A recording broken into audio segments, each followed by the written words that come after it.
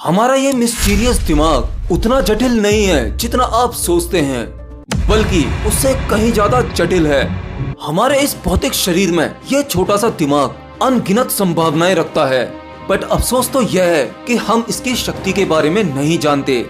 ये दिमाग चीजों को याद रखता है, घटनाओं को स्टोर करता है, लेकिन हम इंसान अपने इस दिमाग को अलग ही ढंग से प्रोग्राम करते हैं, इसकी क्षमता और संभावनाओं को खो देते हैं। जैसे कि अगर आप कोई इम्पोर्टेंट बात याद रखना चाहते हैं तो उसे लिख लेते हैं। आप सोचते हैं लिखने से वह चीज याद रहती है, नहीं, बल्कि आप लिखते ही इसलिए हो कि आप जानते हो आप इसे भूल जाओगे, और जब भूल जाओगे तो लिखी हुई चीज को आप दोबारा देखकर उसे याद कर सकते हैं। चलिए मैं आपसे पूछता हूँ, आपको कितने मोबाइल नंबर्स याद हैं? कमेंट में जरूर बताना। आज हमारे पास में मोबाइल नाम की एक छोटी सी डिवाइस है। हम ज्यादातर नंबर्स याद करने की कोशिश नहीं करते, बस अपने मोबाइल में टाइप किया और उसे सेव कर लेते हैं। असल में हम अपने दिमाग का इस्तेमाल ही नहीं करते। दिमाग से इस्तेमाल होने वाली चीजें आजकल हमने टेक्नोलॉजी पर छोड़ दी हैं।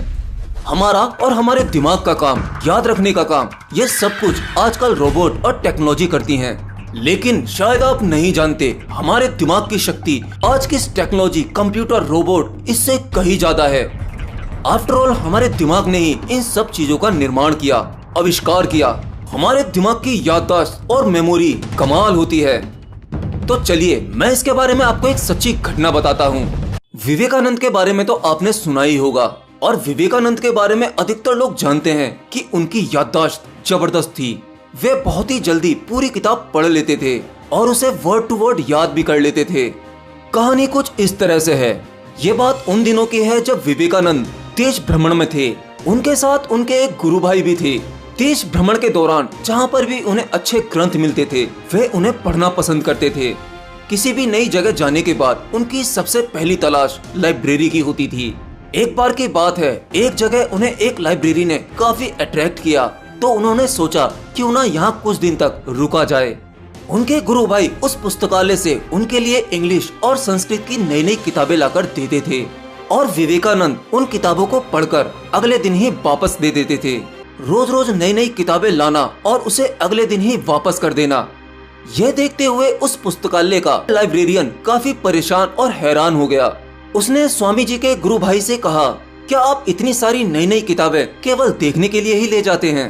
अगर आप इन्हें केवल देखना ही चाहते हैं तो मैं यहीं आपको सभी किताबें दिखा देता हूँ। आप रोजाना किताबों का इतना वजन उठाते हैं और किताबों को ले जाते हैं और फिर वापस देते हैं, यह शोभा नहीं देता और मुझे भी अच्छा नहीं लगता। लाइब्रेरियन की इस बात पर स्वामी जी के गुरु भाई ने लाइब्रेरियन से सीरियसली एक बात कही। जैसा आप समझ रहे हैं वैसा बिल्कुल नहीं है। हमारे गुरु विवेकानंद इन सभी किताबों को बड़ी ही गंभीरता से पढ़ते हैं, उसके बाद ही किताब को वापस किया जाता है। लाइब्रेरियन ने यह बात सुनी और काफी चकित हुआ और कहा, यदि ऐसा है तो मैं आपके गुरु विवेकानंद जी से मिलना चाहूंगा। अगले दिन स्वामी जी की मीटिंग उनके साथ हुई और स्वामी जी ने कहा, महाशय आप हैरान ना हो, आपकी लाइब्रेरी से आई हुई सभी किताबों को न केवल मैंने पढ़ा है, बल्कि वह सभी किताबें मुझे मुंह जवानी याद हैं।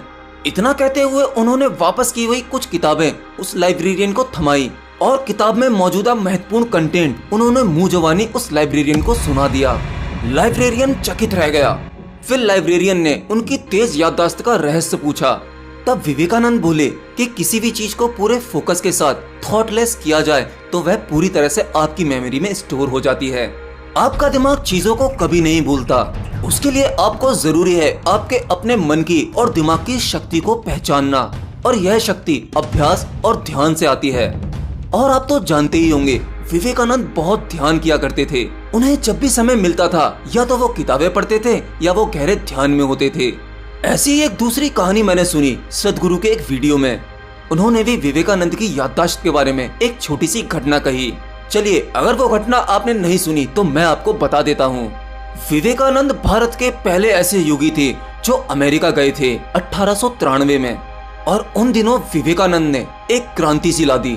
एक बार की बात है, स्वामी विवेकानंद अमेरिका से लौटते समय वह एक जर्मन फिलोसोफर के पास मेहमान थे। डिनर के बाद वो एक स्टडी रूम में आपस में बैठकर चर्चा करने लगे। वहीं मेज पर एक 700 पेज की बड़ी किताब रखी हुई थी और वो फिलोसोफर उस किताब की बहुत ही बड़ाई कर रहा था। फिर विवेकानंद बोले कि क्या आप मुझे यह किताब 1 घंटे के लिए दे सकते हैं? मैं देखना चाहता हूँ ऐसा इस किताब में क्या है। फिर वह आदमी हंसने लगा और कहा कि क्या आप इस किताब को 1 घंटे में पढ़ने वाले हैं? मैं तो इसे कई हफ्तों से पढ़ रहा हूँ, लेकिन मैं इस किताब को समझ नहीं पा रहा हूँ क्योंकि यह बहुत ही जटिल है और वैसे भी यह किताब तो जर्मन भाषा में है और आपको तो यह भाषा आती भी नहीं है। इस 1 घंटे में आप क्या कर सकते हैं? विवेकानंद ने कहा कि आप जरा किताब तो दीजिए, किताब को देखकर बताता हूँ कि क्या कर सकता हूँ। तो फिर उन्हें वह किताब दे दी गई। उन्होंने उस किताब को अपने दोनों हाथों के बीच में पकड़ा और फिर आंखें बंद कर बैठ गए। और फिर 1 घंटे बाद किताब को वापस करते हुए विवेकानंद ने कहा, इसमें कुछ भी खास नहीं है।